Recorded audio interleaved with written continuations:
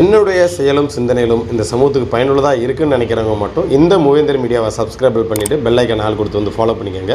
மூவேந்தர் மீடியாவுக்கு உதவணும்னு நினைக்கிற உறவுகள் கீழே கொடுக்கப்பட்டுள்ள வாட்ஸ்அப் நம்பருக்கு தொடர்பு கொள்ளுங்கள். நன்றி.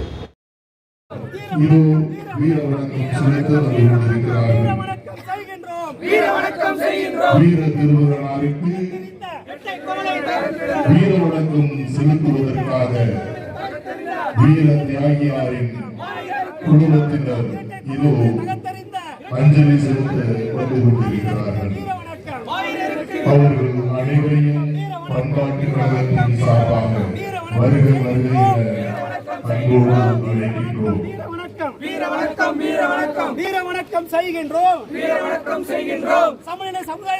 வீர திருமகனை இப்புவிக்கு ஈன்றளித்த தியாகியாரின் குடும்பத்தினர் இதோ இங்கே அஞ்சலி செலுத்திக் கொண்டிருக்கிறார்கள்.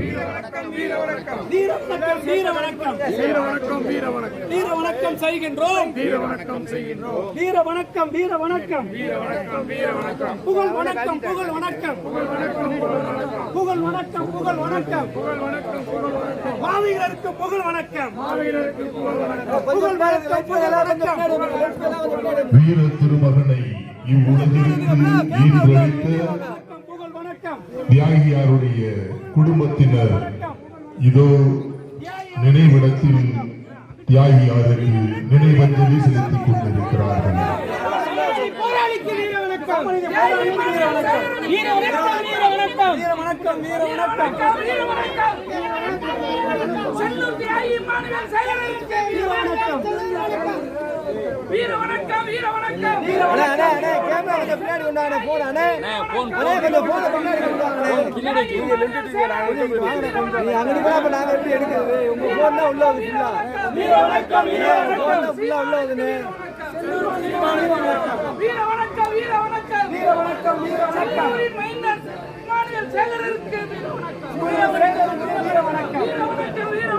வீர வணக்கம் வீர வணக்கம் செல்லூர் தியாகிக்கு வீர வணக்கம், செல்லூர் சீமானுக்கு வீர வணக்கம், வீர வணக்கம் வீர வணக்கம் வீர வணக்கம் வீர வணக்கம் வீர வணக்கம் வீர வணக்கம் வீர வணக்கம் வீர வணக்கம் வீர வணக்கம் வீர வணக்கம் வீர வணக்கம் வீர வணக்கம் வீர வணக்கம் வீர வணக்கம் புகழ் வணக்கம். வீரம் விளைந்த மன்னா செல்லூரில் இருந்து வீர தியாகியை இவ்வுலகிற்கு ஈன்றளித்த தியாகியாருடைய குடும்பத்தினர் நினைவிடத்தில் நினைவேந்தல் செய்து வருகின்றனர்.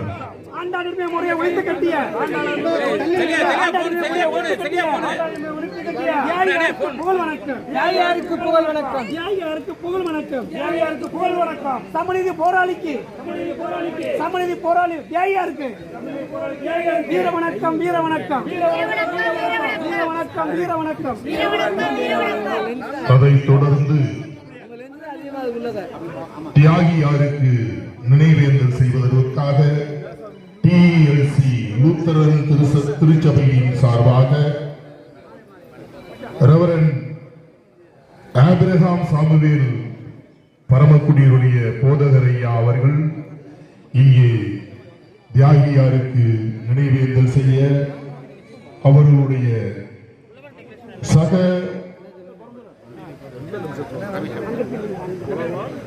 திருச்சபையோரோடு இங்கே காத்துக் கொண்டிருக்கிறார்கள். தியாகியாருக்கு இன்னும் சிறிது நேரத்தில் TLC லூத்தரன் திருச்சபையின் சார்பாக வீர வணக்கம் செலுத்தவிருக்கிறார்கள்.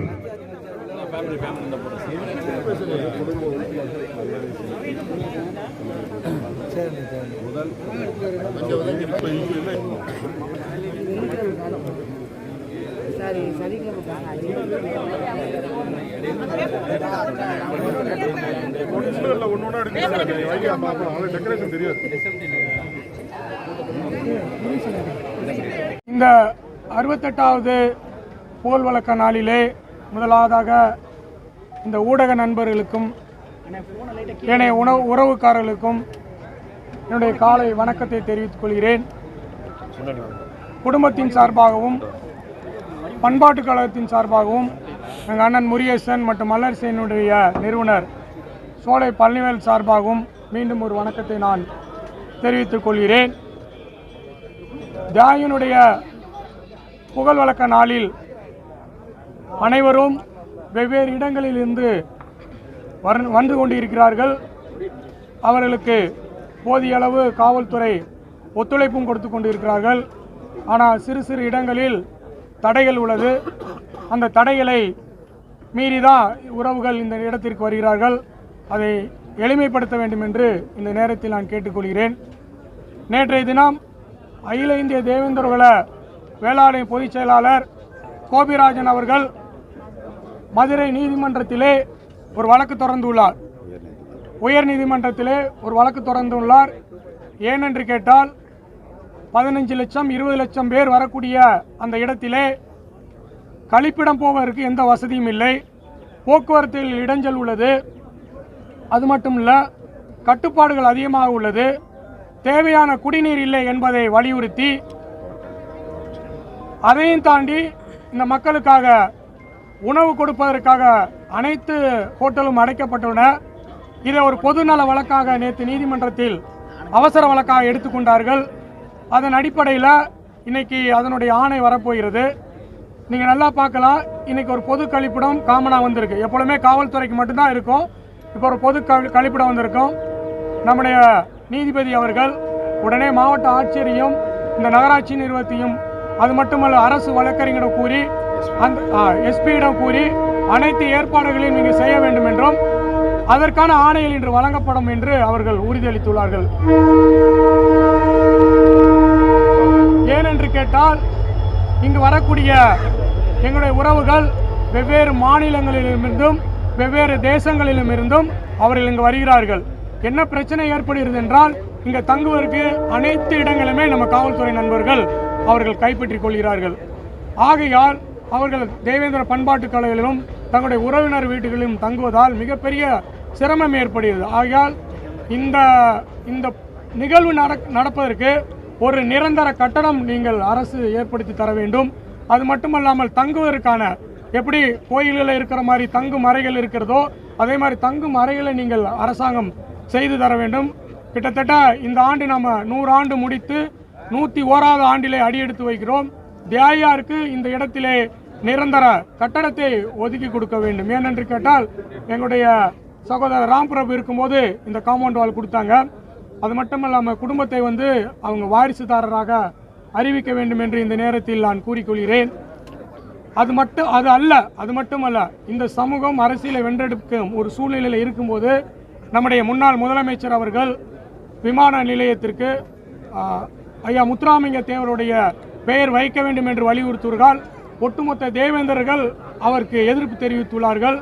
ஏனென்று கேட்டால் ஒரு குரு பூஜை நடக்கிற சமயத்தில் இந்த மாதிரி ஒரு செய்தியை வெளியிடுவது மிக மிக ஒரு வேதனை அளிக்கிறது. அனைத்து தேவேந்தர்களும் அவர் காயப்படுத்தியுள்ளார் என்பதை நான் ஆணித்தரமாக பதிவு செய்கிறேன். இந்த சமூகத்தில் அரசியலாக எடுத்துச் செல்வதற்கு அநேக தலைவர் இருந்தாலும் அவர்களுக்கு முக்கியத்துவம் கொடுப்பதில்லை. ஒரு முக்கியமான விஷயத்தை நான் பதிவு பண்ணுகிறேன். கடந்த ஒரு 2 வாரங்களுக்கு முன்னாடி நம்முடைய உள்துறை அமைச்சர் அமித்ஷா அவர்களுக்கு அழைப்பதில் கொடுப்பதற்காக மாநில தலைவர் பிஜேபியுடைய மாநில தலைவர் அண்ணன் நைனா நாயந்திரிடம் அவருடைய எங்களுக்கு அப்பாயின்மெண்ட் ஆச்சு, ஆதார் கடையெல்லாம் கொடுக்க உங்களுக்கு நேரம் ஒதுக்கப்படும் என்று சொன்னார்கள். ஆனால் கடைசி நேரத்தில் அவருக்கு இந்த புகழஞ்சலி செலுத்துவதற்கான அழைப்புதல் கொடுப்பதற்கு மறுக்கப்பட்டுள்ளது. மிக ஒரு வேதனையான ஒரு விஷயம். ஆனால் மாற்றுக் கட்சியில் உள்ள அனைத்தோருக்கும் அவருடைய வீட்டில் தேநீர் விருந்து கொடுப்பதற்காக ஏற்பாடுகள் செய்யப்பட்டுள்ளது.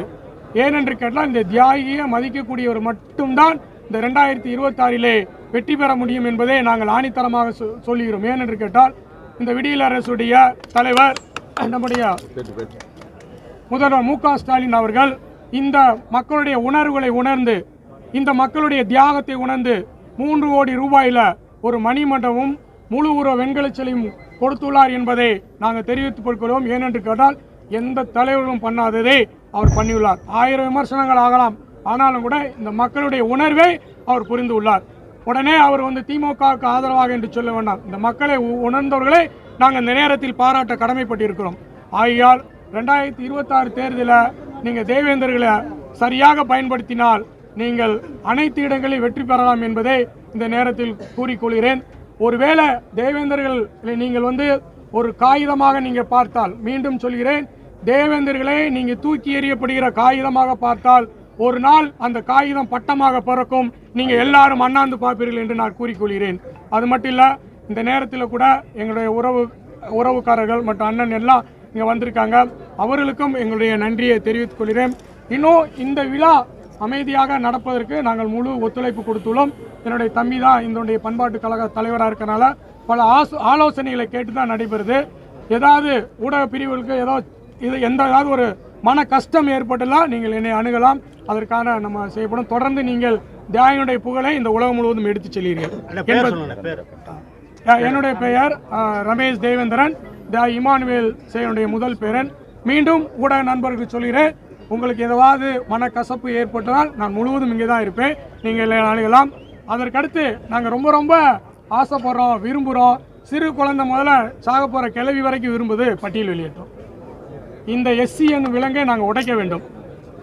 சண்டைகளில் எங்களை சொல்லி திட்டுறாங்க, எங்களுடைய ஜாதி பெயர்களை சொல்லி திட்டுறாங்க, அதை நாங்கள் விரும்பவில்லை. ஆகையால் எஸ்சி என்னும் விலங்கை நாங்கள் உடைக்க போகிறோம். அதற்காக எந்த கட்சி எங்களுக்கு ஆதரவாக இருக்குது, இல்லை கட்சியினுடைய மேனிஃபெஸ்டேஷனில் யார் சேர்க்குறாங்களோ முக்கியமாக நாங்கள் அவங்களுக்கு வாக்களிக்க அளிக்க போகிறோம். அதோட முக்கியமான ஒரு விஷயம், பட்டியல் வெளியேற்றத்திற்கான மாநாடுகளை உலகம் முழுக்க இருக்கக்கூடிய சங்கங்கள், தேவேந்திர குல வேளாளர் சங்கங்கள், ஊர் பன்னாடைகள், நாட்டாமையிலெல்லாம் ஒருங்கிணைப்பு நடைபெறுகிறது. அக்டோபர் மாதத்திலோ அல்லது நவம்பர் மாதத்திலோ அந்த மாநாடு நடைபெறப் போகிறது என்பதை நாங்கள் தெரிவித்துக் கொள்கிறோம். பட்டியல் வெளியேற்றம் ரொம்ப ரொம்ப முக்கியம். எங்களுக்கு அந்த அவமானம் தேவையில்லை, எந்த டிஸ்கிரிமினேஷன் தேவையில்லை. நாடு சுதந்திரம் அடையும் போது முதலாளித்த நாடாக இருந்தது, இப்பொழுது முதலாளித்த நாடாக இருக்கனால தான் அந்த அடிமைத்தனம் விடுது. தீண்டாமை இருக்கா? தீண்டாமை இருக்கு, நவீன தீண்டாமையாக இருக்கிறது. மீண்டும் வலியுறுத்தோம், இந்த இடம் நிரந்தரமான இடமாக வரும், நிரந்தர கட்டடம் வேண்டும் என்பதை நான் இந்த நேரத்திலே நம்முடைய முதல்வர் அவர்களுக்கு நாங்கள் கோரிக்கை வைக்கிறோம். நம்முடைய டெப்டி சீஃப் மினிஸ்டர் வரும்போது கூட அவருக்கு இந்த கோரிக்கையை நாங்கள் பலமாக வைத்துக்கொள்ளும் என்பதை அன்புடன் தெரிவித்துக் கொள்கிறேன். நன்றி, வணக்கம்.